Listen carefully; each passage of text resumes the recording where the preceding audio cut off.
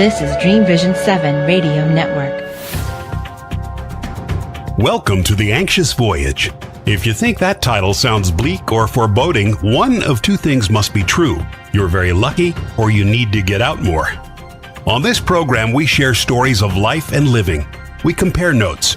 We discover commonalities. We accept that life is a glorious, heartbreaking thing, and we embrace and celebrate all of it. Take the ride with us. We're glad you're here. Now, here's your host, Mark O'Brien.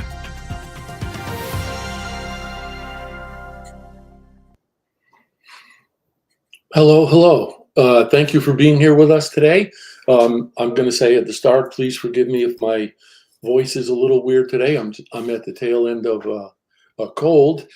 We are coming to you again, and as always, from World Headquarters in Middletown, Connecticut. I have good news and bad news. I'll start with the bad news. The bad news is there was someone else booked to be the guest on the show today, and he got waylaid for some reason. The good news is that I'm joined once again by my wife, Anne, who decided she could handle this one more time. And also because Anne is here, I'm not going to start, as I very often do, with a lame joke about Middletown, Connecticut, because as you can probably tell from my appearance, I'm too young to get in trouble. Anne, thank you for being a last-minute sub. My pleasure. Last time you were on, we were talking about, I guess, all things creative. And I want to be a little bit more detailed and maybe a little bit more graphic today. And I will explain exactly what I mean. You are and have been a painter for a very long time. In fact, I will point out to the folks who are tuning in live on video that the painting over your right shoulder is your work. Yes. The graphic part is, and maybe even clinical, you recently had surgery on your left hand, and you were suffering from arthritis and tendonitis, as I understand it. Yes. So I'm going to try to hold my hand the right way. There's a little bone down here at the bottom of everyone's hand called the trapezium. And because of the severity of your arthritis, a doctor went in, took that out, took a piece of tendon or ligament or something from your forearm, and somehow wrapped it between the two bones that the trapezium used to separate to give you less friction and ideally less pain and more movement. I'm bringing all of that up under the heading of perspective because since then, you have started to paint again. And as I understand it, it has influenced the way you paint. So I think I have a follow-up question, but would you please just explain that a little bit? Yes, and it was due to my creativity. I love to work with my hands. So whether it's painting or cooking or gardening, all that motion, refinishing furniture, anything that I do, pottery, was the use of my hands. So throughout the years, I sort of wore my thumbs out, for lack of a better description. So prior to the surgery, my painting was skewed because holding the brushes sort of was painful, or I didn't have the strength or the tenacity, or I should say the longevity, so I'd have to quit and restart and so forth. So I did have the surgery. Took me a while to recover. And when I started to paint again, my grip on the brush was different. Also, the way I positioned my hand was different to compensate, obviously, for the difference in where I was. The other thing that I did notice is almost psychologically, I had gained a different perspective. Things didn't have to be perfect. So I gained a different perspective when my brush hit the canvas. I was ready to try out some new things. I figured, well, it can't get any worse. So why not just see what happens? I will say that I'm in experimental stages now, and I'm using a little bit more color, I think, or texture to sort of compensate for where I might have left off with my brush strokes. So it's an interesting realization, but I think the conclusion I came to is no matter what stage of your life you're in or what drawbacks you might have, you still can do the things that you want. I apologize if I seemed to be distracted when you first started talking, but I was just writing a whole bunch of notes because you've made me think of so many things I'd never thought about before. So I'm going to try to make sense of this. I don't think there's any particular order to it. Okay. You and I have had the conversation many times that I just don't have the eyes that you do. And aside from the fact that yours are more beautiful than mine, I don't see things the way you do. No, I think I even want to say I don't see things that you see.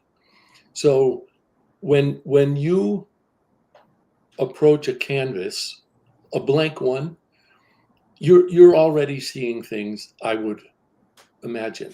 So if that vision, your imaginative vision, remains the same, is there a conscious adaptation of your technique post surgery to try to realize that vision or bring it to, I don't know what to call it, life, fruition? I think that the vision is still the same. How I express the vision is different. So if I could explain to you, or the way I look at things, if people, let's say, went outside and you said, okay, what do you see in the clouds? When kids do this, they look at clouds and they see a dragon, or they see an animal, or another animal, or they see waves or things like that. I think that I approach the art by looking at things differently, and I see things probably that other people wouldn't notice. And so what I try to do is, like I said, take my brush, or sometimes I'll use either a palette knife or a scraper. I use other things besides brushes. And it is how do I want to put it? The mental thought that gets extended down your arm, and there's an influence that takes place that sometimes takes a while to get to, but it's almost like something else takes over. Some creative juice takes over, and that's when the real work comes out. So if you sit there and think about it too much, you sort of put the pressure. Is it perfect? Is it to the right? Is it to the left? And you start to ask yourself all these questions. And then when instincts, intuition, or creative juice takes over, that's when the real soul comes out, the real soul of the painting, or what you're trying to express. That's what comes out. And then it's onto the canvas or onto any substrate that you're painting on. I want to be careful not to use the word automatic, but for instance, when you're learning guitar, I had one teacher who used the phrase idiomuscular memory. And what he meant by that was, if you do enough things with your left hand enough times, it does effectively become automatic. Number one, I don't know if that's true in painting for the sake of this conversation. And number two, it seems to me that if you mess with the musculature, as your surgeon did when he fixed your hand, do you learn again? Do you adapt to something different, or is it both? I think it's both.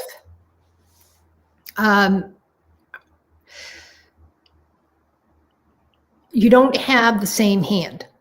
You just don't. So, and you well know, I'll go and I'll be cooking and I'll be dropping knives, that's just different. The grip isn't there. The pressure isn't there. That's all the technical stuff that isn't there.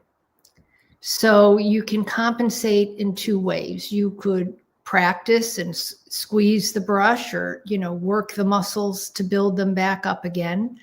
They're never going to be the same, because a tendon is certainly not going to replace a bone. It's just not going to happen. And by the way, throughout the years, I had been compromised anyway because the arthritis was there. So that bone connection was real weak anyways, and the muscles were real tired trying to compensate for the inadequacy of that bone. But then you go and you adapt. And, with any art or any painting, with any skill that or creative skill that you're doing, there's also sorts of things which are called mediums. And so I can add additives to the paint. If I'm gardening, I could get a different tool.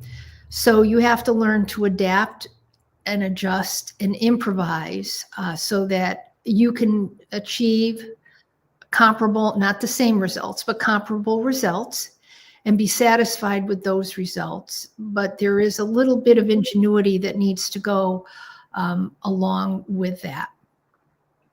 And then, like I was saying before, there's a little bit of either maturity or acceptance of what went on, and a little bit of experimentation, meaning maybe I could do something different, or maybe I could do something better, or maybe this is another phase of my painting that might take place. So you have to, and for me, that's very difficult because I don't like to make mistakes, but that's a whole thing. But I think what happens, it's to be able to enjoy the curiosity of learning and the acceptance of what happened that you sort of stir up in a pot and see what comes out, and then be able to be okay with that. I'm not a neuroscientist, although when I can get away with it, I do play one on TV. So I've read things about the idea. So I'm sure people have heard the term neuroplasticity, and that our brains can be very flexible. Mm-hmm. But I've read, for example, the idea that you can create new neural pathways just by making really simple changes. And one of the things I read once is that if you have a clock somewhere in the house and it's been there for some time, and you move it, you're going to create new neural pathways, because your first inclination, at least for a while, is to go look for the clock where it had always been. And then you're going to reprogram yourself to look at it where it is now. Is it fair to say, from what you've been telling us so far, that given the adjustments that you've had to make, and presuming those things do manifest in the creation of new neural pathways, do you see the possibility that you could become creative in ways that you may not have anticipated? And I don't want to be perceived as fishing here, but couldn't this be construed as a positive opportunity? It could be. And I think that it goes with definitely with neural pathways. We pull out of the driveway the same way. We're hungry at the same time. I mean, we're really creatures of habit. And even, doing the simple thing of putting the clock, let's say, on the right side of your desk instead of the left side of your desk, definitely does make new neural pathways. And as we get older, it's sort of like digging in rocky dirt. They sort of, you kind of have to groove them in. When you're a kid, I mean, you're making all sorts of new neural pathways all the time, and you're loving it, and you're excited about it, and you've learned something new. I had read an article once that said, when you're a child, time passes so much slower because you're creating these neural pathways all the time, and you're creating something different. And as we mature, we're not as adventurous. We're not creating those neural pathways as often. We do the same thing. So the mind's kind of sitting there, just kind of asleep while we do the same thing, and it's not exuberant. So having said that, and being mature, some of those neural pathways, yes, you can create them, but sometimes you're not as excited about them. And you may not be as excited about them because now you're, let's say, if you take something, you say you're a beginner, you're an intermediate, you're advanced, and you're a pro. You're working in a beginner's mind. And so when you're in beginner's mind, you remember your old friend that, might have had a better level, and they weren't a beginner, maybe they were advanced. I don't like to say a pro, but let's say you were advanced. And that does cause frustration. It's not the way it used to be. I can't do it as fast as and you can apply this to all aspects of life, not just painting, but any sort of impairment or creativity. If you lose your hearing, you somehow learn to read lips better. But in between reading lips better and losing your hearing, there's that long, kind of frustrated learning curve. And so you have to be very patient with yourself and be able to be a beginner. And I'm where I am right now is trying to be excited about that. And again, like I look at cooking as just painting in a pot. You kind of take all the different, instead of paint tubes, you're taking different color vegetables and you're creating a plate that somebody's going to eat. Well, if you can't chop them the way you used to, or you can't smash them, how they're supposed to be, again, that, you've got to learn something new. You've got to improvise. You've got to adapt, and you've got to practice. So I'm trying to take it and equate this so that the audience can understand that, how it affects people, not only just artists.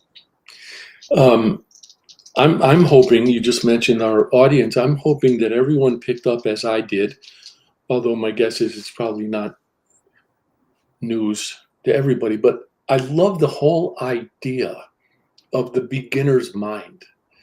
And it reminds me, and you've witnessed it because you've gone with me on occasion, but when I get the opportunity to go to schools to share my children's books with young students, they all have that. And their perspectives on everything are just so fresh and so eager. And I wonder if, as we get older, in our pursuits of whatever it is we think we're pursuing, or we're supposed to be pursuing. I wonder if we let that beginner's mind go.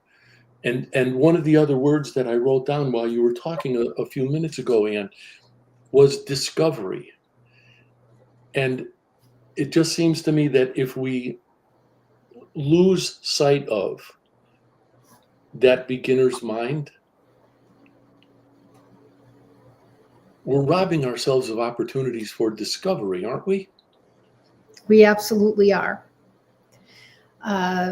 Absolutely are. And I'll give you a good example. We have 2 grandchildren, and they're both very art. They didn't get it from me, but they're artistically creative. So, we'll give them pens or watercolors, and and they're not trying to get in the lines. They're just having fun. And they're just creating whatever seems to be in their little minds today. And they're very happy with it. They made maps of the world, and then, they did the flags, and then they learned about the world. And then we've got another grandchild who's 5 years old, and he's already making cartoons. So he gets his grandfather's sense of humor. But he's making graphics to go along with that. And, sometimes you'll see where children, you put the art on the refrigerator wall. And if you put that in a frame, it's not so bad. It's pretty good. But I think that adults, feel as though they've grown out of that. And they've grown out of that. They had it, they've matured. It's easier, it's routine. And I think that discovery is probably a very good ingredient to add into someone's life so that they do feel renewed and refreshed and youthful and capturing of time and living in the moment and all those things that we sort of forget in the day-to-day doldrums of our life. So I know this is a little off tangent when it comes to art, but there's many different things that as adults or even aging adults that you can discover and find that, all of a sudden you just feel rejuvenated and you feel excited about things. How many people really get really excited about stuff? Not too many anymore. No. And speaking of things we're excited about, we're going to take our first commercial break right here. So please do stay with us, and we will be back in exactly 3 minutes. See you then. Everybody has a story. Everyone's story deserves to be told, and the only bad stories are the ones we don't share. That's why Mark O'Brien created The Anxious Voyage. It's Mark's conviction that every story deserves to be shared, and his purpose is to give people in all walks of life from any circumstances a chance to tell their stories. The Anxious Voyage is now on syndicated Dreamvisions 7 radio network every Monday at 1 a.m. and 1 p.m. Eastern Time, with live broadcast every first and third Monday at 1 p.m. Eastern. Please tune in, please join Mark, and please share your stories.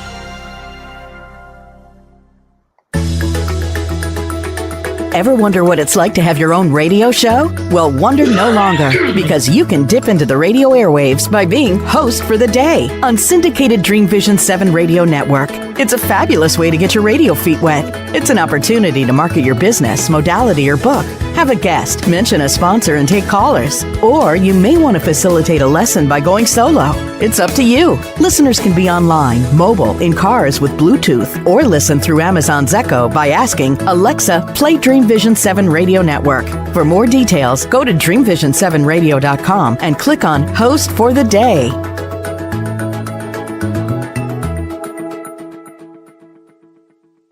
You can't establish your brand's authority without a voice. That's why, since 2004, O'Brien Communications Group, OCG, has been helping companies establish their authority, find their brand's distinct voices, and position their brands effectively and persuasively. So effectively that 9 of OCG's clients have been acquired by other companies. OCG's business model emphasizes efficiency and results, not hourly billing, markups, and media commissions. That ensures OCG's advice is unbiased and its clients aren't at financial risk. If you're ready to find your voice and use it to tell your story, OCG is ready to help.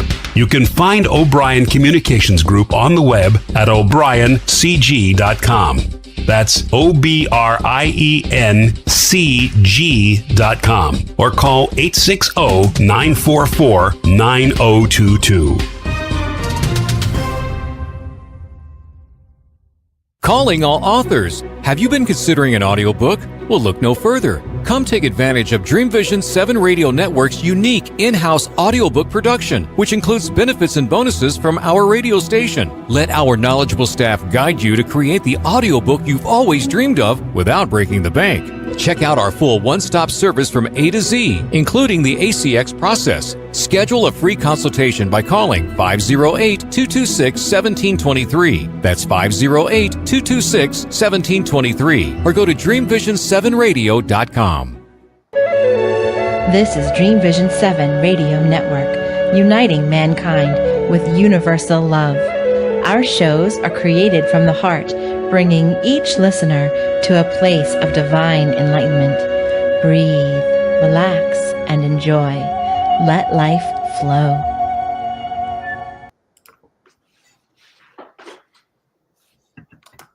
Welcome back, everyone. Thank you for staying with us, and thank you for sticking around. So I was thinking about so many things during the break, largely because of what you said. And so because of what you were saying about our granddaughters, I just want to share something with our viewers and listeners for a second. And then I want to connect what we were talking about before the break to psychology, I think. So one of our granddaughters is 9, and she lives in Wake Forest, North Carolina. Our other granddaughter is 8, and she lives here in Connecticut. So they don't get to see each other very often. And actually, before last summer, it had been quite a while since they had spent any time together.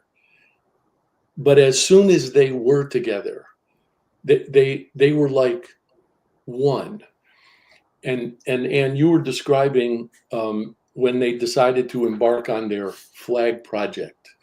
And this project consisted of their trying to make what essentially became like a little catalog. They were calling it a magazine of all of the flags of the world, which they were drawing.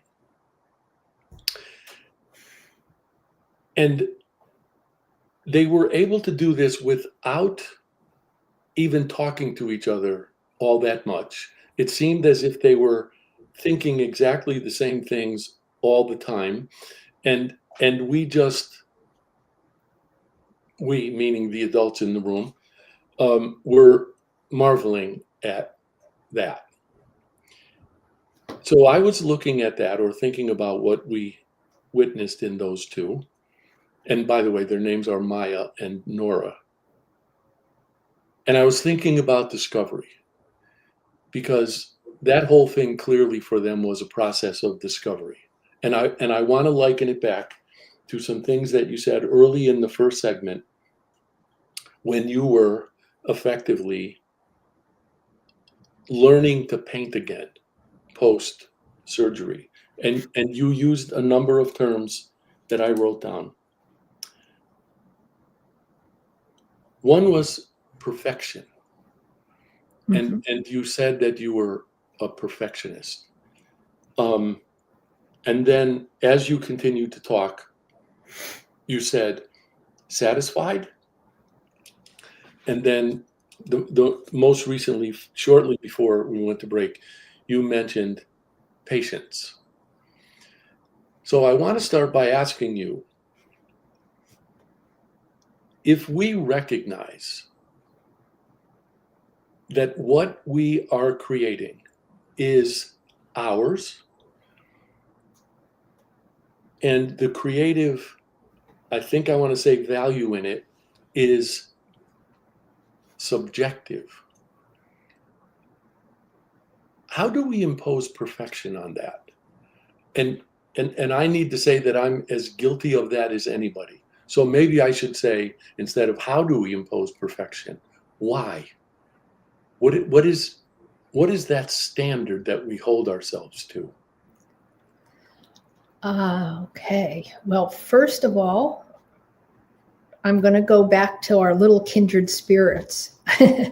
And I just want to add that when you said they didn't talk, they seemed to be two of the same, and they hadn't seen each other in several years.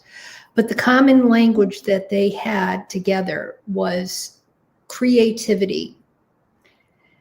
And they showed patience, and they worked with one another, and they collaborated with one another, and they built on one another, and they created symmetry, and then came out with a finished product. But they weren't perfectionists, and they seemed to be satisfied and very, very happy with what they had accomplished. You know, they were showing us the magazine, and, you know, then going back and looking at what the country's going in deeper. Where's the country on the map? And it led to all sorts of educational discovery. So to answer your question, I think we have a desire, you know, that desire to achieve, to act out. In other words, those are self-imposed. They're learned. I mean, when you go through school, you're supposed to get good grades. Nobody says to you, well, just go and experiment and have a ball. And then, you know, don't worry about what happens. I think that our desire to achieve is learned. And the patience comes in when you're not in your, when you look at it and your self-critic says it's not perfect. And then how can you be satisfied with that? I don't know. I would imagine, you know, you as a writer or someone else, I mean, there's a lot of suffering and great artists. I mean, you know, Van Gogh cut his ear off. I mean, I'm sure there are plenty of writers that rewrite that paragraph or look for that perfect word to describe the mood or the act that's going on within their writing. Again, that brings you back to beginner's mind. And sometimes that's a difference. And I don't know if I'm going to explain this properly. But, you know, you have the right brain and the left brain. And one is that analytical, mathematical side, that logic. And then you have the side that has creativity and imagination. So there's that conflict. And I know for me, I could remember being in painting, and I'll start in the morning, and I'll probably do my best painting at 3 o'clock in the afternoon, because from 8 a.m. to 2 p.m., there's an argument going on with the left side and the right side. It's supposed to look this way. If I look at let's say if I painted a tree, does it really look real? Will people understand it's a tree? Am I getting the right message across? And then the creative side of the brain probably wanted to paint a purple tree because that's where the energy is, or that's the way they look at it. You know, Picasso's faces look nothing like a human face, but that was part of his creativity.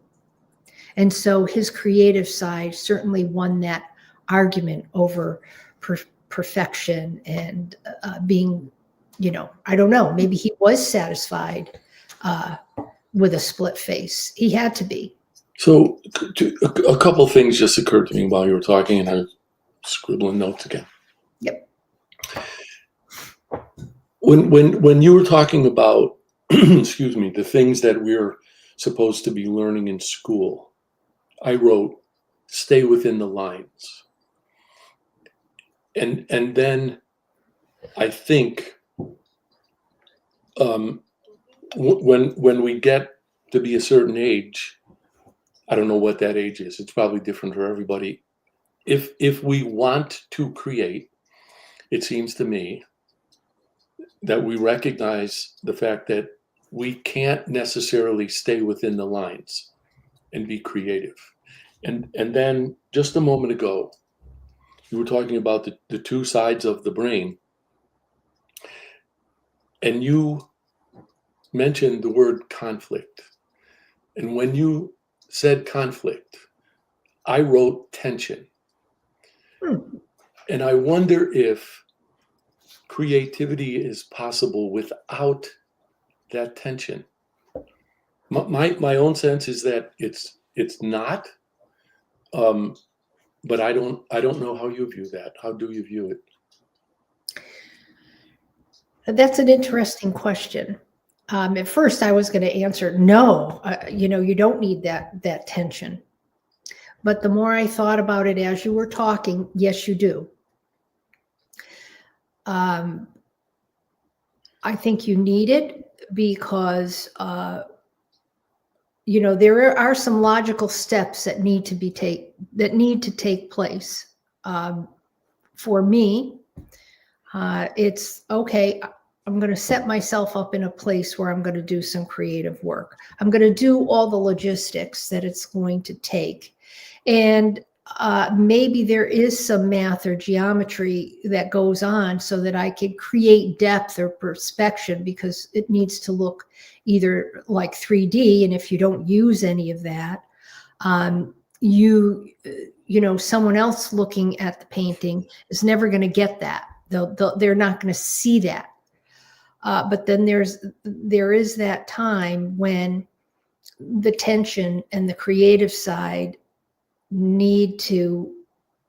need to zone out. I don't know whatever other way you need to say that, but lots of times people will write something, do something, and they'll reread it or look at it and say, where the hell did that come from?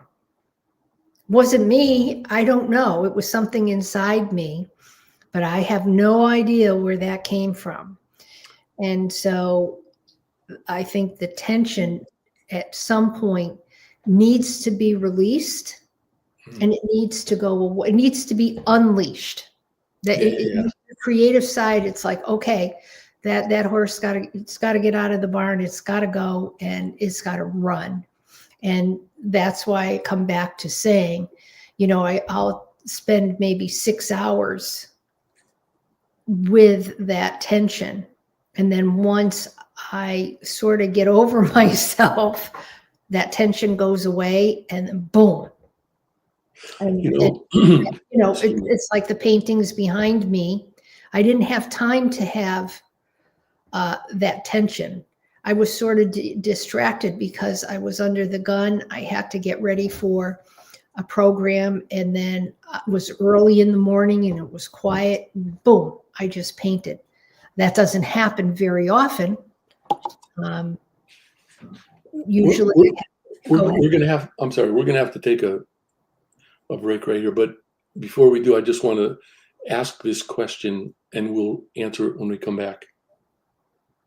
And it's on the subject of discovery and letting go.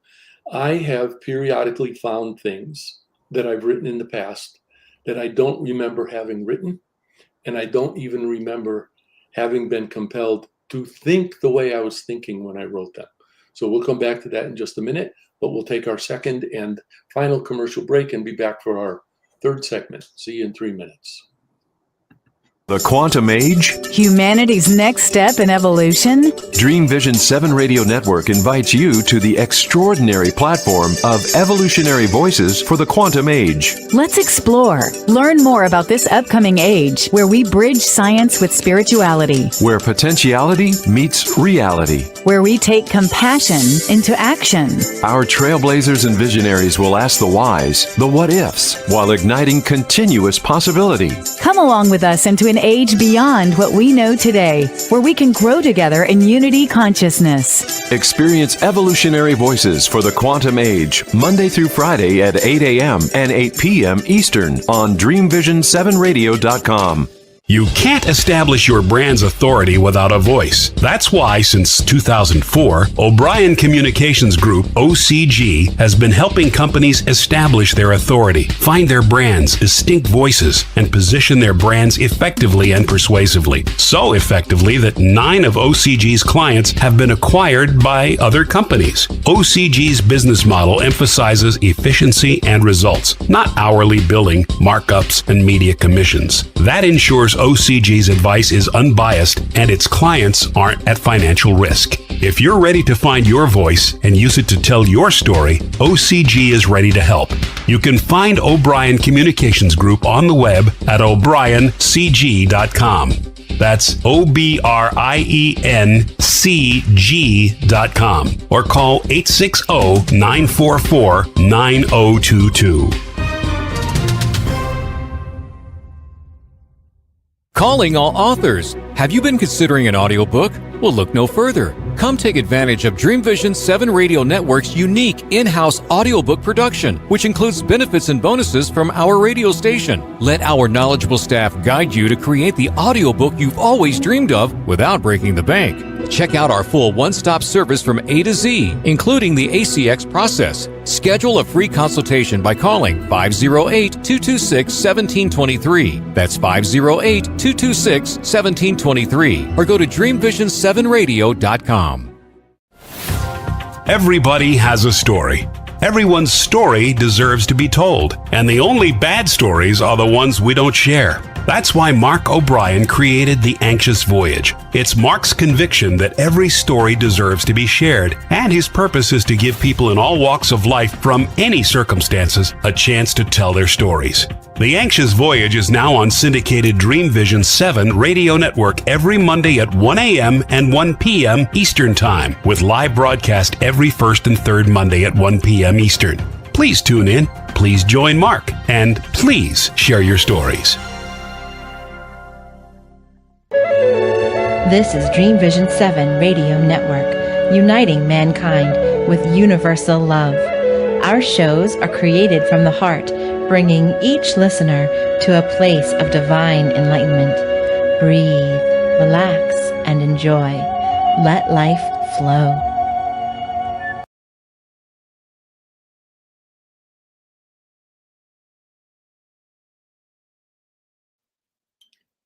Welcome back.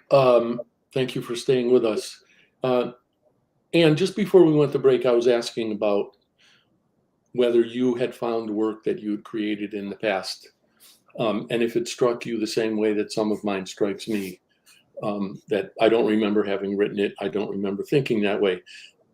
A lot of creative people say that they don't know that they're necessarily creating entirely on their own. Excuse me. They say that they feel like they're channeling. And when I find older things that I've written but don't recall, it makes me think, ooh, if I wasn't directly or strictly channeling, I certainly had help from elsewhere. Do you think about it that way?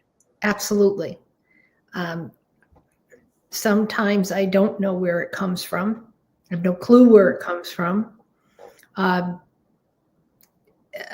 almost blank. Like when I'm painting and I get into that zone, there's no conscious awareness. There's something else that's just going on. And and you don't know, you have no idea where it comes from. Sometimes, I mean, I can't consciously replicate it. I don't have a lot of recall. And yeah, I don't know where it comes from. This is going to be a fairly close paraphrase, but Miles Davis said that it's 1 in every 50 performances that musicians play completely out of their minds, exactly the way you just described. But it's the other 49 performances by which they earn the right to call themselves professionals. And you know what? I want to link this back to something again that you said early in the conversation about perfection. So I want to make this comment and then I want to ask a question. The comment is that it seems to me that even someone as accomplished and renowned as Miles Davis recognized that you can't do it being, I think, the achievement of perfection all the time, but you can still be really good. So early in the conversation, when you said perfection, I wrote down 2 other words. I wrote down acceptance and forgiveness. And if we're working in any creative field and we get to a point at which we might start to become frustrated that we're not achieving whatever it is that we might define, and it's all subjective, as perfection, we need to be able to accept what we're doing at that time. And do you think that acceptance requires some forgiveness of ourselves? I do. And I'm going to cite some examples where I think this all comes to play. When I went to Italy to art school, what the professor had done at the time is we had a big pad, and every 3 minutes the alarm would go off. We had to rip whatever we were doing off the pad, throw it down on the floor, and do another one. And we did this for quite a while. We used almost the whole pad. And I think that was a good practice in perfection, acceptance, and forgiveness, meaning you couldn't be a perfectionist. You sort of had to be creative. You had to accept what you were doing, and you had to accept, I mean, for me, that doesn't like creating a mess, that I had all stuff on the floor. I just had to accept that. And I had forgiveness to say, okay, this is the way it is. I can't change it. But through that rubble, you were able to find glimpses of where creativity came out, because you couldn't waste time on perfection, and you had to accept that, and you had to forgive yourself. And we had a conversation the other day about the song Billie Jean. And I think, if I remember, don't hold me to the quantities, but Quincy Jones and Michael Jackson, for the bass player, had that take, I think it was 91 times. You're close. You're mixing up 2 different things, but you are positively on the right track. Okay. And then you could, for clarification and for the audience. Yeah. What happened is they ended up taking the second take, but it took all those other versions to accept, forgive, and to find perfection. So here, I'll just clarify the 2 stories. So, okay. Louis Johnson was the bass player who came up with that incredibly infectious bass line for Billie Jean.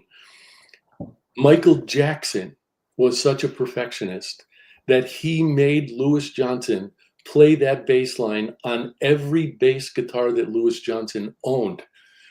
And Michael Jackson, when Louis Johnson played that on his Yamaha bass, Michael Jackson said, yeah, that's it. What you're talking about is Quincy Jones who was the producer and the engineer, mixed that song 91 times.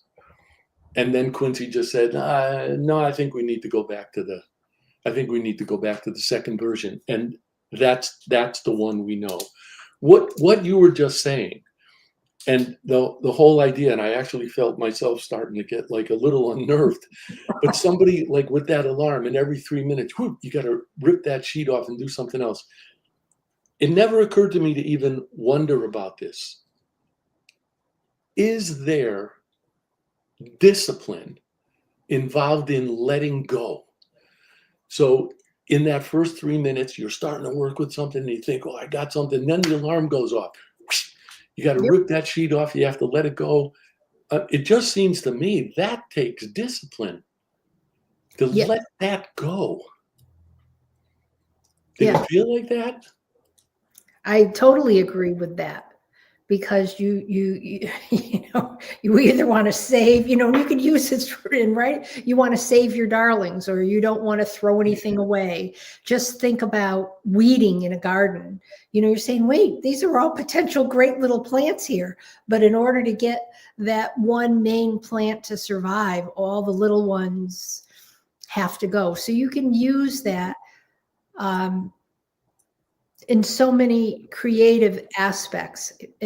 But yes, it does take a discipline, or else you'll just get so distracted. Or if you can't let them go, you're never going to get to that creative level, meaning, you're going to have the first one and you're going to try to correct it. And then you're going to rework it. And then you're going to stand back. You're going to say, well, does it really look like what I want? And that analytical side just takes over and over and over. And that creative side just gets so frustrated with that, because the conversation between the two sides, the creative side isn't having enough opportunity to speak. So this, and I just want to interject, this is maybe a little off topic, but after you and I did this show together the first time, we were talking about maybe doing some other show or a podcast or something and calling it The Poet and the Painter. I think, given what you just said, maybe we should just call it analogies, because I love what you said about gardening and the weeding and things. So unfortunately, we're starting to run out of time, but I want to try to cover one other thing. You said a little bit earlier, you were talking about suffering and artists suffering for their art. And, you cited Van Gogh and cutting his ear off. And I think there's this sort of popular conception that really, really creative people have to suffer. And maybe I'm not a really, really creative person, but I don't feel like I have to suffer for that. However, I think the greatest source of whatever suffering for creative work I might experience is disappointment. Yeah. And that too, I think, has to do with discipline and forgiveness. I've never thought about the relationships between these things before. And think about it. I mean, we all know that you run a great communications group, but some of that is, you've said, you know what? I'd be happy if I could write all day. Yeah. So maybe you're not looking at it as a dramatic suffering, or you could look at it as a discipline.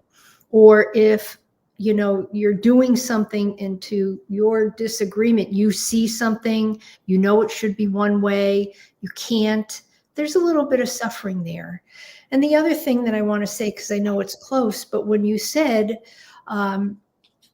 about the show, what we're talking about are all metaphors for life, just metaphors about life. And you can take it and apply it to anyone's life and the situation, because everybody's creative, everybody's analytical. They might have their own avenue of what they create or where their logic lies. But, even a bank robber's creative, right? They got to figure out. Hey, I think I need a new career. There you go. Yeah, so I just, boy, to your point about metaphors and analogies, it also occurred to me that we can't possibly know what's outside the lines if we are always determined to stay within them, or if we think that the only acceptable definition of discipline is staying within the lines. Because if you're not willing to go outside them, how do you know what's out there? Agreed. You don't. I also, before we go, I want to be fair to the gentleman who was supposed to have been here today. We had a miscommunication at the very beginning of the show. I said he got waylaid. He didn't exactly. I've heard from him via email since. So we had a little bit of a misunderstanding and miscommunication. We'll fix that, and I will have him on next time. So, and I remember at the end of your last appearance here, I know there's one other thing I wanted to say. I said something before, and you said, that's a really interesting question. So what I want to say here is that when my wife tells me that I've asked an interesting question or says I've had a good idea or something, I always get extra points. So I just want to make sure that that's part of this recording. So I can get the extra points for whatever it was I said. Last time you were here, we told folks that they could find you on your website, which is theartfitters.com. And you are also on LinkedIn you use your real name on LinkedIn, don't you? Yes, I do. Yes. Okay, good. All right. Anything else that you would just like to share about how to find you before we go? Well, I'm also on Facebook and Instagram, but I do appreciate you having me on the show again. And I thank you. I thank our audience, and I hope we've inspired some people. Well, I don't know about me, but I know you have. And thank you. I can't wait to do this again. And I thank everyone who joined us today. I hope you had as much fun as we did. Thank you for joining us, and I will see you again a week from today. See you then. Thank you for tuning into The Anxious Voyage, the program dedicated to sharing stories, helping people, and celebrating life. You can see and listen to The Anxious Voyage on syndicated Dreamvisions 7 radio network every Monday at 1 a.m. and 1 p.m. Eastern Time, with live broadcast every first and third Monday at 1 p.m. Eastern. If you have a story to tell, or if you know someone who does, please email the host, Mark O'Brien, at mark@o'briencg.com. In the meantime, please remember, the only bad stories are the ones we don't share.